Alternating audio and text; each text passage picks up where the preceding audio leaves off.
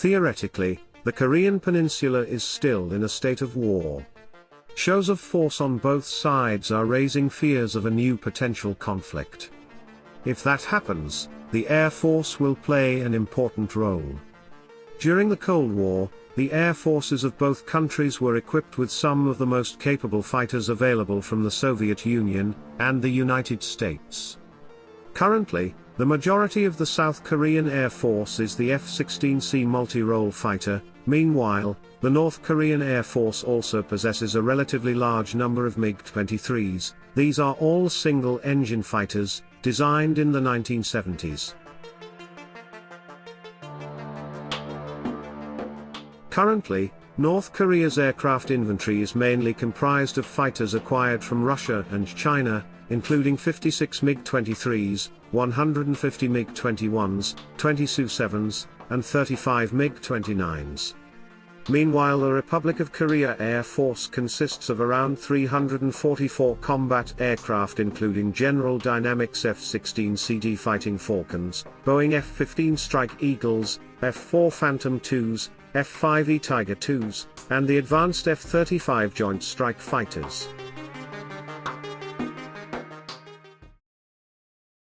The F-16 and MiG-23, both of which are single-engine multi-role designs with similar weights and engine power. Both airframe types have been modernized considerably, to allow them to remain viable on 21st-century battlefields. The F-16 Fighting Falcon is a single-engine supersonic multi-role fighter developed by General Dynamics for the U.S. Air Force, and was mainly designed as an air superiority day fighter. On the other hand, the MiG-23 Flogger is a Soviet-era variable geometry fighter, designed by the Mikhail Gurevich Design Bureau. It was the first fighter in the Soviet Union to field a look-down or shoot-down radar, and one of the first to be equipped with beyond visual range missiles.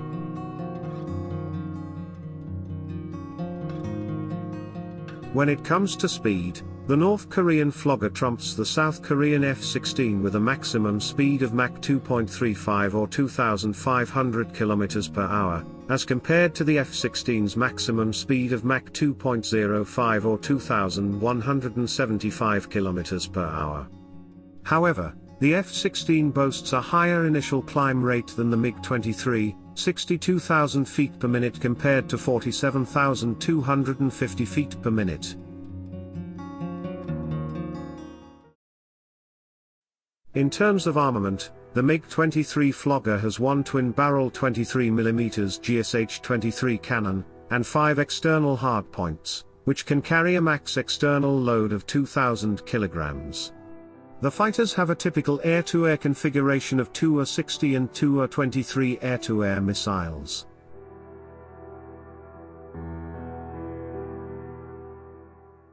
On the other hand, the fourth-generation F-16s can be armed with a range of air-to-air missiles, which include AIM-9 Sidewinder, Magic II, and ASRAAM short-range air-to-air missiles, AIM-7, Skyflash, and AIM-120 medium-range air-to-air missiles. In addition, the F-16 Viper variant can integrate advanced capabilities as part of an upgrade package, to increase its interoperation with fifth-generation fighters, like the stealthy pair of F-35s and the F-22 Raptors.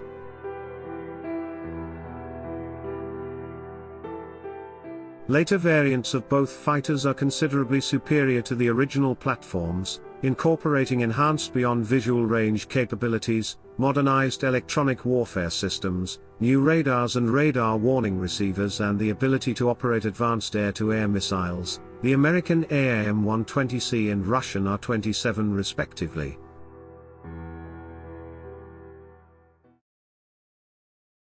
While some MiG-23s have been modified to deploy the Russian R-77, another long-range missile which benefits from more modern active radar homing technologies than the R-27, there is currently no evidence that North Korean MiG-23s have integrated these missiles. The AIM-120C's better guidance capabilities means the F-16 will retain a slight edge. Should Korean MiGs use the older R-24 missiles from the 1970s, the F-16's advantage at longer ranges will be overwhelming.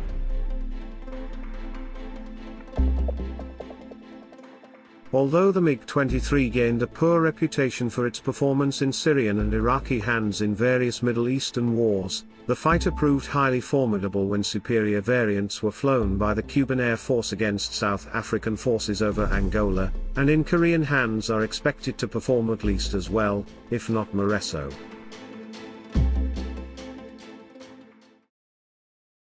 The MiG-23 and F-16 have a combat radius of 600 km and 550 km respectively, enough to cover most of the Korean Peninsula. The MiG's flogger's maximum G-load of 8.5 compared to the Falcon's 9, also allows the F-16's airframe to pull slightly more extreme maneuvers. The MiG-23's variable swept wings, although troublesome for their intensive maintenance, allow the fighter to pull more extreme turns, which is particularly useful in close-quarter fighting.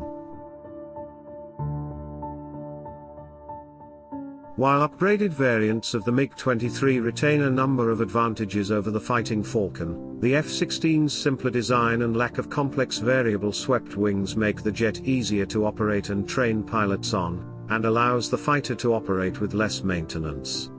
In a potential war on the Korean Peninsula, where airfields are all potential targets for ballistic missile strikes, low maintenance requirements remain an invaluable asset. This disadvantage on the part of the flogger is somewhat compensated for, however, by the jet's ability to operate from short and highly makeshift runways, which the F-16 was never designed for.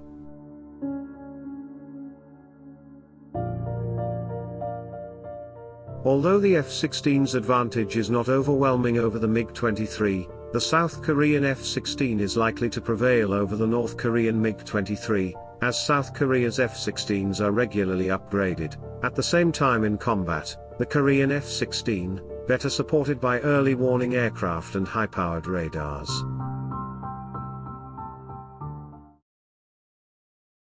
Besides, South Korean fighter pilots are better trained than North Koreans. That is also an added advantage of the F-16. However, the disadvantage of technology is the reason for North Korea to invest heavily in the field of asymmetrical, in order to combat the dominance of South Korea from the air. North Korea developed a variety of ballistic missiles to neutralize air bases across South Korea during the opening stages of the war. Without well-hidden bunkers, South Korea's F-16s, despite their superior performance, are unlikely to have a chance to confront North Korean fighters.